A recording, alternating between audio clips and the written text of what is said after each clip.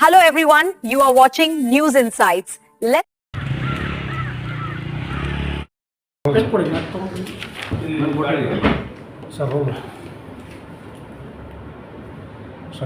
ಹೇಳಿ ಸರ್, ಏನು ವಿಶೇಷ? ಸರ್, ಇವತ್ತು ಮಾವು ಮೇಳ ಬಗ್ಗೆ ತಾವು ಯೂಶಲಿ ಈ ಸೀಸನಲ್ಲಿ ನಡೆಯುತ್ತೆ. ಈ ಸರಿ ಯಾವ ಥರ ಡಿಫ್ರೆಂಟ್, ಯಾವ ಥರ?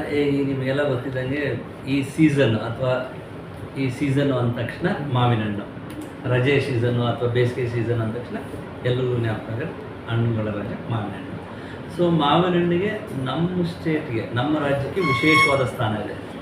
ಅಲ್ಲದು ಉತ್ತರ ಪ್ರದೇಶ, ತೆಲಂಗಾಣ, ಮಹಾರಾಷ್ಟ್ರ ಮಾವಿನ ಹಣ್ಣು ಬೆಳೆದರೂ ಸಹ ನಮ್ಮ ರಾಜ್ಯದ ಮಾವಿನ ಹಣ್ಣಿಗೆ ಭಾಳ ವಿಶೇಷವಾದ ಸ್ಥಾನ.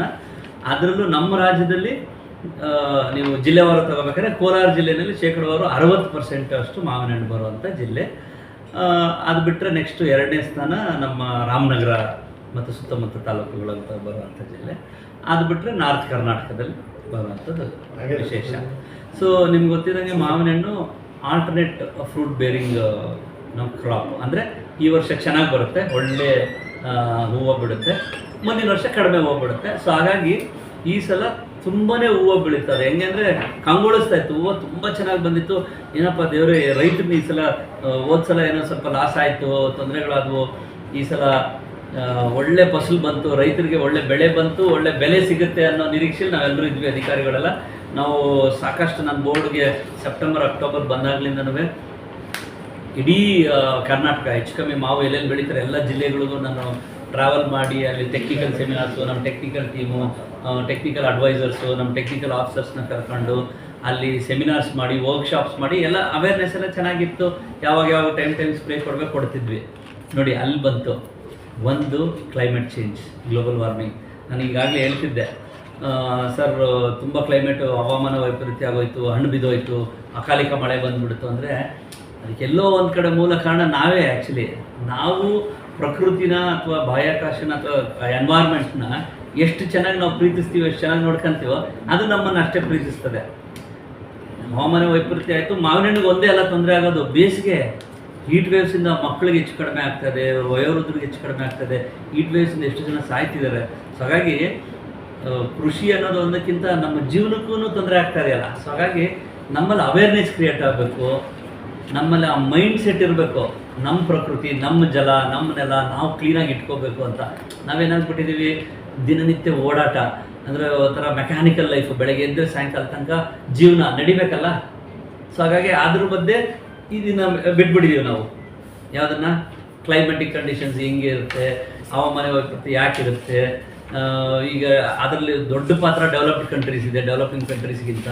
ಸೊ ಹೀಗಾಗಿ ಮಾವಿನ ಹಣ್ಣು ಈ ಸಲ ತುಂಬ ಹೊಡೆತ ಬಿತ್ತು. ಸೊ ಈ ಕಾರಣಗಳಿಗೆ ಹೊಡೆತ ಬಿತ್ತು.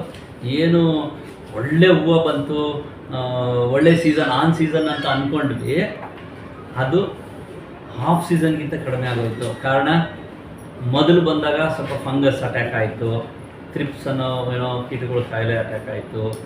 ಆಮೇಲೆ ಸಡನ್ನಾಗಿ ಒಂದು ಸಲ ಏಕ್ದಮ್ ಅಕಾಲಿಕ ಮಳೆ, ಆಲಿಕಲ್ ಮಳೆ ಬಿದ್ದುಬಿಡ್ತು. ಅದು ಸಾಕು, 2 ಅವರ್ 3 ಅವರ್ ಬಿದ್ದುಬಿಟ್ರೆ ಇಡೀ ಮರ, ಇಡೀ ಕೃಷಿನೇ ಹಾಳಾಗ್ಬಿಡ್ತದೆ.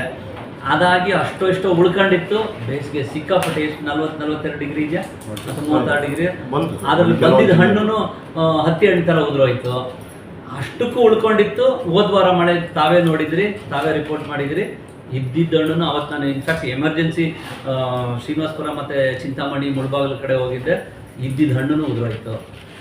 ಸೊ ಹೀಗಾಗಿ ರೈತ ತುಂಬ ಕಷ್ಟದಲ್ಲಿದ್ದಾನೆ. ಇದಕ್ಕೆ ಇಮ್ಮಿಡಿಯೇಟ್ಲಿ ಸೋಮೋಟೋ ಥರ ನಾವೇ, ನಮ್ಮ ಅಧಿಕಾರಿಗಳು, ನಮ್ಮ MD ಅವರು, ನಾವು, ನಮ್ಮ ಸೆಕ್ರೆಟರಿ ಅವರು, ನಮ್ಮ director horticulture, director fruits and vegetables ತುರ್ತು ಸಭೆ ಕರೆದು ಇಡೀ ಸ್ಟೇಟ್ದು, ಇಡೀ ರಾಜ್ಯದ ಜಾಯಿಂಟ್ ಡೈರೆಕ್ಟರ್ಗಳನ್ನ ಕರೆದು ಆನ್ಲೈನ್ VCನಲ್ಲಿ 1 ವಾರ ಗಡುವು ಕೊಟ್ಟು ಅವತ್ತೇ ನಾವು ಅಲ್ಲೇ ಕುಂತ್ಕೊಂಡು ಲೆಟರ್ಸು ಬರೆಸಿ DC ಗಳಿಗೆ. Immediately NDRF national disaster relief ಫಂಡ್ಸಲ್ಲಿ ಏನಾರು ಅನುಕೂಲ ಆಗ್ತದಾ, ಅಥವಾ 33% ಪೆರಿನಲ್ ಕ್ರಾಪ್ಸಲ್ಲಿ ಇದು ಮಾಡಿ ಏನಾರು ರೈತರಿಗೆ ಪ್ರತಿ ಹೆಕ್ಟೇರ್ಗೆ ಇಷ್ಟು ಏನಾದ್ರು ಸಹಾಯ ಮಾಡೋಕ್ಕಾಗ್ತದೆ ಅಂತೇಳಿ ಅವ್ರ ರೆಪ್ರೆಸೆಂಟೇಷನ್ ಕೊಡೋದಕ್ಕಿಂತ ಮುಂಚೆ ನಾನೇ ಆಸ್ ಎ ಬೋರ್ಡ್ ಚೇರ್ಮನ್ ನಾನೇ ಇನಿಷಿಯೇಟ್ ತೊಗೊಂಡು ನಮ್ಮ ಸೆಕ್ರೆಟರಿ ಅಧ್ಯಕ್ಷರಲ್ಲಿ ಮೀಟಿಂಗು ಮಾಡಿಬಿಟ್ವಿ. ಮೀಟಿಂಗ್ ಮಾಡಿ ಈಗಾಗಲೇ ಪ್ರಾಬಬ್ಲಿ ನಮಗೆ ಇನ್ನೊಂದು 2-3 ಇನ್ಫಾರ್ಮೇಷನ್ ಬಂದ್ಬಿಡುತ್ತೆ. ಯಾವ್ಯಾವ ತಾಲೂಕಿನಲ್ಲಿ ಎಷ್ಟೆಷ್ಟು ಬೆಳೆ ನಾಶ ಆಗಿದೆ, ಹಿಂದಿನ ವರ್ಷ ಎಷ್ಟಿತ್ತು, ಈ ವರ್ಷ ಎಷ್ಟು ಬೆಳೆ ನಾಶ ಆಗಿದೆ, ಇನ್ನು ಮುಂದಕ್ಕೆ ಏನು ಮಾಡಬೇಕು ಅಂತೇಳಿ ಸರ್ಕಾರಕ್ಕೂ ಮನವಿ ಕೊಟ್ಟು, ಸೆಂಟ್ರಲ್ ಗೌರ್ಮೆಂಟ್ಗೂ ಮನವಿ ಕೊಟ್ಟು, ಇಬ್ಬರೂ ಸೇರಿ ರೈತರಿಗೆ ಏನು ಅನುಕೂಲ ಮಾಡಬೇಕೋ ಅದನ್ನು ಮಾಡೋಕ್ಕೆ ಎಲ್ಲ ತಯಾರಿಗಳು ಮಾಡಿದ್ದೀವಿ ಒಂದು ಕಡೆ. ಇನ್ನು ಉಳಿದ ಫ್ರೂಟ್ಸ್ನ ಟೇಬಲ್ ಫ್ರೂಟ್ಸ್ ಆಗಿ ಏನು ಈಗ ಇಷ್ಟೊತ್ತಿಗೆ ನಾವೆಲ್ಲ ಈಗಾಗಲೇ ರೋಡಲ್ಲಿ ಮಳಿಗೆಗಳಲ್ಲಿ ಮಾವಿನ ಹಣ್ಣು ನೋಡಬೇಕಾಗಿತ್ತು, ಈ ಸಲ ನೋಡ್ತಾ ಇಲ್ಲ. ನಮ್ಗೆ ನಾವೆಲ್ಲ ಕನ್ಸ್ಯೂಮರ್ಸ್ಗೂ ಹಣ್ಣಿಲ್ಲ. ಸೊ ಆ ಕನ್ಸ್ಯೂಮರ್ಸ್ಗೂ ಒಳ್ಳೆ ಹಣ್ಣು ಒಳ್ಳೆ ಬೆಲೆಗೆ ಸಿಗಬೇಕು ಅನ್ನೋ ದೃಷ್ಟಿಯಿಂದ ಈಗ ಮೊದಲನೇ ಹಂತವಾಗಿ ರಾಮನಗರ ರೈತರನ್ನ ಇನ್ವೈಟ್ ಮಾಡಿ ಸುಮಾರು 50-60 ರೈತರನ್ನ ಒಂದು 70 ಸ್ಟಾಲ್ಗಳಷ್ಟು ಅನುಕೂಲ ಮಾಡಿಕೊಟ್ಟು ಉಚಿತವಾಗಿ free entry, no cost for them, ಫ್ರೀಯಾಗಿ ಫಸ್ಟ್ ಕಮ್ ಫಸ್ಟ್ ಬೇಸಿಸ್ ಮೇಲೆ ನಿಮ್ಮ ಹತ್ರ ಉಳಿದು ಬೆಳೆದಿರೋ ಬೆಳೆನ ಒಳ್ಳೆ ಬೆಲೆಗೆ ಡೈರೆಕ್ಟಾಗಿ ಗ್ರಾಹಕರು ಕೊಡಿ. ಯಾರ ಇರಲಿ ಕನ್ಸ್ಯೂಮರ್ಸ್ ಬರ್ತಾರೆ ಅದನ್ನು. ಯಾಕೆಂದರೆ ಅವರು ಕಬ್ಬನ್ ಪಾರ್ಕ್ ಅಂತ ಚೂಸ್ ಮಾಡಿದ್ರು. ಯಾಕೆಂದರೆ ರಾಮನಗರದ್ದು ಇನ್ನೊಂದು 20-25 ದಿನ ಲೇಟ್ ಮಾಡಿದರೆ ಅವ್ರದ್ದು ಕೃಷಿ ಹೋಗ್ಬಿಡ್ತಾ ಇತ್ತು. ಯಾಕಂದರೆ ಲಾಲ್ಬಾಗಲ್ಲಿ ಮಾಡೋ ಹೊತ್ತಿಗೆ ಕೋಲಾರದ ಬರೋಕ್ಕೆ ಇನ್ನೂ ಲೇಟ್ ಆಗ್ತದೆ, 1-1.5 ತಿಂಗಳಾಗುತ್ತೆ. ಅಲ್ಲಿ ತನಕ ಇವ್ರ ಹತ್ರ ಹಣ್ಣಿರಲ್ಲ. ಸೊ ಎಷ್ಟಾದರೆ ಅಷ್ಟು ಅನುಕೂಲ ಆಗಲಿ, ಇರೋಷ್ಟು ಅಟ್ಲೀಸ್ಟ್ ಅವರು ಕೆಲಸ ಮಾಡಿರೋಷ್ಟು ಕೂಲಿ ಮಾಡಿರೋಷ್ಟು ದುಡ್ಡಾರ ಬರಬೇಕಲ್ಲ. ಸೊ ಹಂಗಾಗಿ ಆ ಅವಕಾಶ ಮಾಡಿಕೊಟ್ಟಿದ್ದೀವಿ. ಈಗ 8ನೇ ತಾರೀಕಿಂದ 18ನೇ ತಾರೀಕುವರೆಗೂ 8ನೇ ತಾರೀಕು ಮುಕ್ತವಾಗಿ ಇದು ನಿಮ್ಮ ಮುಖೇನ ತಮಗೆ ಆಹ್ವಾನ ಕೊಡ್ತಾ ಇದ್ದೀನಿ. 9-9:30 ಇನಾಗ್ರೇಷನ್ ಇರ್ತದೆ. ನಾನೇ ಇರ್ತೀನಿ, ನಮ್ಮ ಡೈರೆಕ್ಟರ್ ಇರ್ತಾರೆ, ನಮ್ಮ MD ಮ್ಯಾಂಗೋ ಬೋರ್ಡ್ ಇರ್ತಾರೆ, ವೇದಮೂರ್ತಿ ಅವರು, ನಮ್ಮ ಆರ್ ಗಿರೀಶ್ ಸಾಹೇಬ್ ನಮ್ಮ ಸೆಕ್ರೆಟರಿ ಅವರು ಇರ್ತಾರೆ, ಇಬ್ರಾಹಿಂ ಅವರು ಡೈರೆಕ್ಟರ್ ಇರ್ತಾರೆ, ಮತ್ತು ಎಲ್ಲ ಅಧಿಕಾರಿಗಳು ಇರ್ತೀವಿ. ನಾವೇ ಇನಾಗ್ರೇಷನ್ ಮಾಡಿ ಅಷ್ಟು ಜನ ರೈತರಿಗೆ, ರಾಮನಗರದ ಭಾಗದ ರೈತರಿಗೆ ಅಥವಾ ಉತ್ತರ ಕನ್ನಡದಿಂದ ಬರುವಂಥ ಈಗ ಯಾರ್ದು ಕೃಷಿ ಇದೆ ಅಂದರೆ ಪ್ರೊಡ್ಯೂಸ್ ಇದೆ ಅವ್ರಿಗೆ ಅನುಕೂಲ ಮಾಡಿಕೊಟ್ಟು ನೇರವಾಗಿ ಗ್ರಾಹಕರಿಗೆ ಅದನ್ನು ಕಡಿಮೆ ಬೆಲೆಯಲ್ಲಿ, ಮಧ್ಯವರ್ತಿಗಳು ಹಾವಳಿ ಇಲ್ಲದೇನೆ. ಯಾಕಂದರೆ ಅವ್ರು ತಗೊಳ್ಳೋದು. ಆಮೇಲೆ ಇನ್ನೊಂದು ಭಾಳ ಇಂಪಾರ್ಟೆಂಟ್, ಇದು ನ್ಯಾಚುರಲಿ ರೈಪನ್ ಫ್ರೂಟ್ಸು, ಅಂದರೆ ಮರದಲ್ಲೇ ಹಣ್ಣಾಗಿ ಯಾವುದೇ ಕಾರ್ಬೈಡ್ ಮುಕ್ತ ಇಲ್ಲದೆ ಹಣ್ಣಾಗಿರುವಂಥ ಹಣ್ಣುಗಳನ್ನ ಜನಗಳಿಗೆ ಕೊಡುವಂಥ ವ್ಯವಸ್ಥೆ ಮಾಡಿದ್ದೀವಿ. ಇದಾದ ಮೇಲೆ ಇದೇ ತಿಂಗಳ ಕೊನೆಯಲ್ಲಿ ಭಾಳ ದೊಡ್ಡ ಮಟ್ಟದಲ್ಲಿ CM ಅವ್ರ ಹತ್ರನೂ ಮಾತಾಡಿ, ಸನ್ಮಾನ್ಯ ಮಂತ್ರಿಗಳ ಹತ್ರನೂ ಮಾತಾಡಿ, ನಾವೆಲ್ಲ ಸೇರಿ ದೊಡ್ಡ ಮಟ್ಟದಲ್ಲಿ ಕೋಲಾರ, ಚಿಕ್ಕಬಳ್ಳಾಪುರ ಈ ಭಾಗದ ರೈತರಿಗೆ, ಯಾಕಂದರೆ ಅವ್ರದ್ದು ಬರೋದು ಇನ್ನೂ 1-1.5 ತಿಂಗಳು ಲೇಟು ಆ್ಯಕ್ಚುಲಿ, ಮತ್ತು 60% ಹಣ್ಣು ಅಲ್ಲಿಂದನೇ ಬರೋದು. ಆಮೇಲೆ ಅಲ್ಲಿ ಸ್ವಲ್ಪ ಹಾನಿ ಆಗಿದೆ, ಇಲ್ಲ ಅಂತಿಲ್ಲ, ಅಲ್ಲಿ ಸ್ವಲ್ಪ ಸೇವ್ ಆಗಿದೆ. ಯಾಕೆ ಅಂತಂದರೆ ನಾವು ಸ್ವಲ್ಪ ಮೀನ್ ಸಿ ಲೆವೆಲ್ಗಿಂತ ಭಾಳ ಎತ್ತರದಲ್ಲಿದ್ದೀವಿ ಅಲ್ಲಿ ಆ್ಯಕ್ಚುಲಿ. ಸೊ ಹಾಗಾಗಿ ಹಣ್ಣು ಬರೋದೇ ಲೇಟಲ್ಲಿ. ಸೊ ಹಣ್ಣು ಬಂದಿದ್ದನ್ನು ನಾವು ವ್ಯವಸ್ಥೆ ಮಾಡಬೇಕಂತೇಳಿ ಅದನ್ನ ಲಾಲ್ಬಾಗ್ನಲ್ಲಿ ವ್ಯವಸ್ಥೆ ಮಾಡ್ತಾ ಇದ್ದೀವಿ. ಸೊ ಹಾಗಾಗಿ ಎರಡೂ ಕಡೆ ರೈತರಿಗೆ ಅನುಕೂಲ ಆಗುವಂಥ ಎಲ್ಲ ಕಾರ್ಯಕ್ರಮಗಳನ್ನ ಹಾಕ್ಕೊಂಡಿದ್ದೀವಿ. ಇದ್ರ ಮೇಲೆ ಈಗಾಗಲೇ ನಮ್ಮ ಇಂಟಗ್ರೇಟೆಡ್ ಪ್ಯಾಕ್ ಹೌಸಸ್ ಅಂತ ಏನಿದೆ, ಚಿಂತಾಮಣಿನಲ್ಲಿ 2 ಪ್ಯಾಕ್ ಹೌಸ್ ಇದೆ. ಈಗ ಬೈರಾಪಟ್ಟಣದಲ್ಲಿ ಇನ್ನೊಂದು ವಾರ 10 ದಿನದಲ್ಲಿ ಒಂದು ಒಳ್ಳೆ ಸುಮಾರು ಕೋಟ್ಯಾಂತರ ರೂಪಾಯಿ ಖರ್ಚು ಮಾಡಿ ರೈತರಿಗೆ ಅದನ್ನು ಅರ್ಪಣೆ ಮಾಡ್ತಾ ಇದ್ದೀವಿ, ಅದು ಪ್ಯಾಕ್ ಹೌಸ್ ಇದೆ. ಇನ್ನೊಂದು 2-2.5 ತಿಂಗಳಲ್ಲಿ ನಾರ್ತ್ ಕರ್ನಾಟಕ, ಉತ್ತರ ಕರ್ನಾಟಕ ಭಾಗಕ್ಕೆ ಅನುಕೂಲ ಆಗಿ ಕುಂಬಾಪುರ ಅಂತೇಳಿ ಧಾರವಾಡದಲ್ಲಿ ಪ್ಯಾಕ್ ಹೌಸ್ ಮಾಡ್ತಾ ಇದ್ದೀವಿ.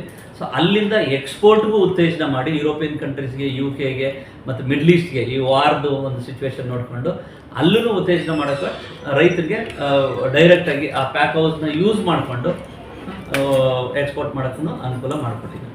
ಸರ್, ಈಗ ಶೇಕಡಾವಾರು ಎಷ್ಟು ಕೊರತೆ ಆಗ್ಬೋದು ಅಂತ ನಿರೀಕ್ಷೆ ಮಾಡ್ತಾ ಇದ್ದೀರಾ? ಕಳೆದ ಸಾಲಿಗೂ ಈಗ ಹೋಲಿಕೆ ಮಾಡಿದರೆ ಸುಮಾರು 60-65% ಈಗಾಗಲೇ ಎಸ್ಟಿಮೇಟೆಡ್ ಲಾಸ್ ನೋಡಲಿಕ್ಕೆ ಲಾಸ್ ಆಗೋಗಿದೆ. ಇನ್ನು ನಿಖರವಾಗಿ ಅದನ್ನು 80% ಆಗಿದೆಯೋ 90% ಆಗಿದೆಯೋ ಅಂತ ಹೇಳ್ಬೇಕಂದ್ರೆ ಈಗ ನಮ್ಮ ಅಧಿಕಾರಿಗಳಿಗೆ ಈಗಾಗಲೇ ಸೂಚನೆ ಕೊಟ್ಟಿದ್ದೀನಿ. ಲಾಸ್ಟ್ ವೀಕೇನೇ DC-ಗಳು ಮತ್ತು ಜಾಯಿಂಟ್ ಡೈರೆಕ್ಟರ್ಗಳಿಗೆ ಕೊಟ್ಟಿದ್ದೀನಿ. ಅವರಿಂದ ವರದಿ ಬಂದ ಕೂಡಲೇ ನಿಖರವಾಗಿ ತಮಗೆ ತಿಳಿಸ್ಬೋದು. ಬಟ್ ಒಟ್ಟಾರೆ ರೈತನಿಗೆ ಈ ಸಲ ಫಸಲು ಬಂದಿಲ್ಲ ಸರ್, ಲಾಸ್ ಆಗಿದೆ. ಅದನ್ನು ಕಾಂಪೆನ್ಸೇಟ್ ಮಾಡಬೇಕು ಅಂತೇಳಿ ಅವ್ರು ಕೇಳ್ದಿರನೇ ಎಕ್ಸ್ಪೆಕ್ಟೇಷನ್, ಅಂದರೆ ಅವರ ರೆಪ್ರೆಸೆಂಟೇಷನ್ ಕೇಳ್ದಿರನೇ ನಾವೇ ಅಧಿಕಾರಿಗಳು ಕುಂತ್ಕೊಂಡು ಈಗಾಗಲೇ 2-3 ಸಭೆ ಮಾಡಿ ಈಗಾಗಲೇ ಆ ಪ್ರೋಸೆಸ್ ಸೆಟ್ಟಿಂಗ್ ಮಾಡಿದ್ದೀನಿ.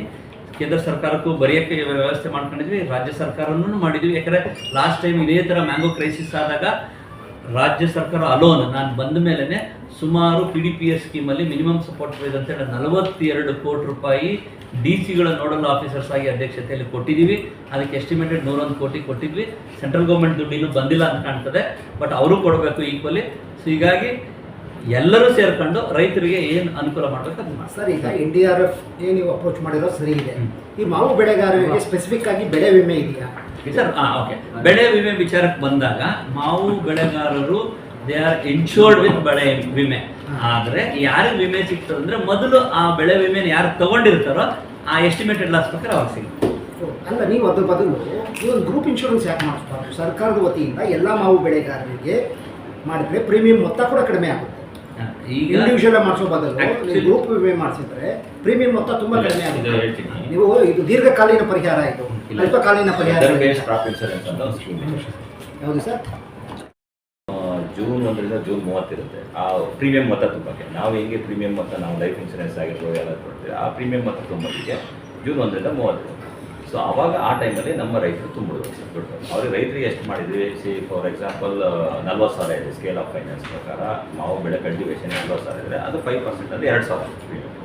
ಅದು ತುಂಬಿಟ್ರೆ ಅವ್ರಿಗೆ ವಿಮೆ ಯೋಜನೆ ಕವರ್ ಆಗುತ್ತೆ. ಅವಾಗ ಏನು ಮಾಡಿರ್ತೀವಿ, ಟರ್ಮ್ ಶೀಟ್ಸ್ ಅಂತ ಮಾಡ್ತೀವಿ. ಅದೇ ಅದು ಕನ್ಸರ್ನ್ ಜೆ ಡಿ, ಯಾವ ಕೋಲಾರ ಆಗಿರ್ಬೋದು, ರಾಮನಗರ ಆಗಿರ್ಬೋದು, ಧಾರವಾಡ, ಆ ಜೆ ಡಿ ಅವರು ಸೈಂಟಿಸ್ಟ್ ಜೊತೆ ಕೂತ್ಕೊಂಡು DC ಅವರ ಅಧ್ಯಕ್ಷತೆಯಲ್ಲಿ ಮತ್ತು ರೈತ ಪ್ರತಿನಿಧಿ ಮಾವು ಬೆಳೆಗಾರ ಜೊತೆ ಕೂತ್ಕೊಂಡು ಯಾವ್ಯಾವ ಟೈಮಲ್ಲಿ ಮಾವಿಗೆ ಪ್ರಕೃತಿ ವಿಕೋಪದಿಂದ ಲಾಸ್ ಆಗುತ್ತೆ ಅದನ್ನು ನಾವು ಟರ್ಮ್ ಶೀಟ್ಸ್ ಅಂತ ಹೇಳಿ ಮಾಡಿರ್ತೀವಿ. ಈ 40,000 ಡಿವೈಡ್ ಮಾಡಿರ್ತೀವಿ ಎಲ್ಲ ಕಡೆ. ನವಂಬರಲ್ಲಿ ಹೂ ಕಚ್ಚುತ್ತೆ, ಆ ಟೈಮಲ್ಲಿ ಸಿಕ್ಕಾಪಟ್ಟೆ ಚಳಿ ಉದ್ಬಿಟ್ಟು ಹೂವೆಲ್ಲ ಉದುರೋಗ್ಬೋದು, ಅಥವಾ ರೋಗ ಬಂದು ಉದುರೋಗ್ಬೋದು. ಆಮೇಲೆ ಜನವರಿ ಫೆಬ್ರವರಿ ಮಾರ್ಚ್ ಸೀಸನಲ್ಲಿ ಸಿಕ್ಕಾಪಟ್ಟೆ ಬಿಸಿಲು ಬಂದ್ಬಿಟ್ಟು ಕಾಯಿ ಉದುರೋಗ್ಬೋದು.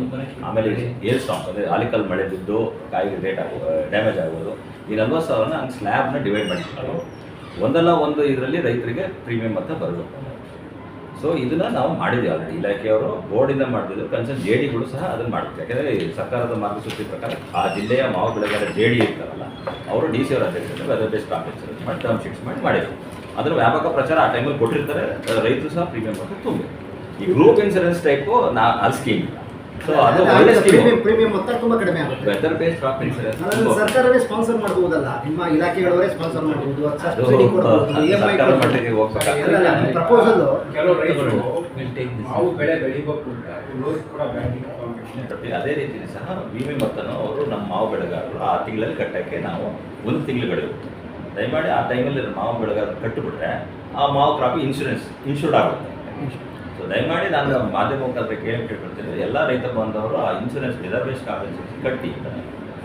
ಏನೇ ನ್ಯೂನತೆ ಇದ್ದರೂ ಪ್ರತಿ ವರ್ಷ ಮೀಟಿಂಗ್ ಆಗುತ್ತೆ ಜಂಟಿ ನಿರ್ದೇಶಕರ ಅಧ್ಯಕ್ಷತೆಯಲ್ಲಿ, ತೋಟಗಾರಿಕೆ ನಿರ್ದೇಶಕರ ಅಧ್ಯಕ್ಷತೆಯಲ್ಲಿ. ಈಗ ಏನು ವೆದರ್ ಪ್ಯಾರಾಮೀಟರ್ಸ್ ಏನು ಹಿಟ್ಟಾಗ್ತಾ ಇದೆಯಲ್ಲ, ಡ್ಯಾಮೇಜ್ ನಮ್ಮ ಕೈಲಿಲ್ಲ ವೆದರ್ ಪ್ಯಾರಾಮೀಟರ್ಸ್. ಈ ವರ್ಷ ಸಿಕ್ಕಾಪಟ್ಟೆ ತಾಪಮಾನ ಜಾಸ್ತಿಯಾಗಿ ಒಣವೆ ಜಾಸ್ತಿಯಾಗಿ ಎಲ್ಲ ಡ್ರಾಪ್ ಆಯಿತು. ಇದು ಹೊಸ ಚಾಲೆಂಜಸ್ ನಮಗೆ ಮಾವಿಗೆ. ಸೊ ಕಳೆದ 10 ವರ್ಷ ಡೇಟಾ ಇಟ್ಕೊಂಡು ಮಾಡಿರ್ತೀವಿ ನಾವು. ಈಗ ಈ ವರ್ಷ ಹಿಂಗೆ ಬಂದಿರ್ತದೆ, ತಾಪಮಾನ ಜಾಸ್ತಿ ಆಗಿರುತ್ತೆ, ಅದನ್ನು ತಗೋಬೇಕು ಡೇಟಾ.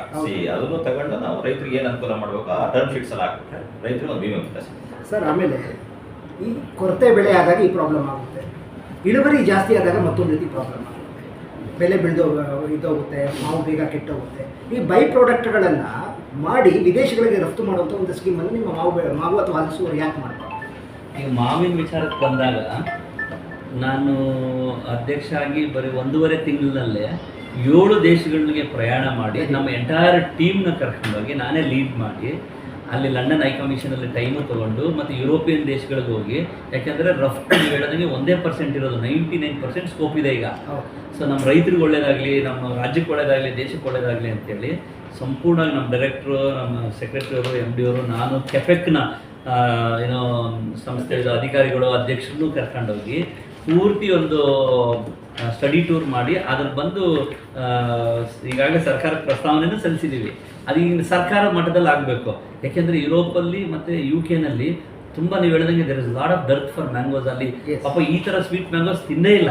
ಇನ್ಫ್ಯಾಕ್ಟ್ ಆ್ಯಕ್ಚುಲಿ ಈಗ ಇನ್ನೊಂದು ಸ್ವಲ್ಪ ಅದೇ ತುಂಬ ಜಾಸ್ತಿ ಆಗೋಯ್ತು. 8ನೇ ತಾರೀಕು ಮತ್ತೆ ಬರ್ತೀರಾ, ಒಂದು ಆಲ್ಮೋಸ್ಟ್ ಇಲ್ಲೇ ಒಂದು 40 ಬಾಕ್ಸ್ ತಂದು ಈಗ ಅಲ್ಲಿಂದ ರೈಪನ್ ಮಾಡಿ ನ್ಯಾಚುರಲ್ ಕೊಟ್ಟೆ ಈಗ ತಮ್ಮ ಮಾಧ್ಯಮ ಸ್ನೇಹಿತರಿಗೆ. ಎಷ್ಟು ಚೆನ್ನಾಗಿತ್ತು ಅಂದರೆ ಸ್ವೀಟ್. ಈಗ ಅಫ್ಕೋರ್ಸ್ ಇನ್ನೊಂದು 2-3 ದಿನ ಅಷ್ಟೇ.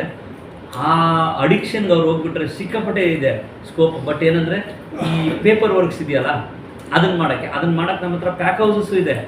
ರೈತರು ಸಹ ಗುಡ್ ಅಗ್ರಿಕಲ್ಚರ್ ಪ್ರಾಕ್ಟೀಸಸ್ ಅಂತ. ಯಾಕಂದರೆ ಅವ್ರು ಫಸ್ಟ್ ನೋಡೋದೇನೆಂದರೆ ಮಾವು ಅಂದರೆ ಎಲ್ಲಿಂದ ಬಂತು, ಯಾವ ತೋಟದಿಂದ ಬಂತು, ಆ ತೋಟಕ್ಕೆ ಕೃಷಿ ಪದ್ಧತಿ ಏನು, ಆ ತೋಟಕ್ಕೆ ಔಷಧಿ ಆಗ್ತಾ ಇದಾರ, ನಿಜವಾಗ್ಲೂ ಗೊಬ್ಬರನೇ ಆಗ್ತಾ ಇದಾರ, ಆರ್ಗ್ಯಾನಿಕೇ ಬೆಳೀತಾ ಇದಾರ.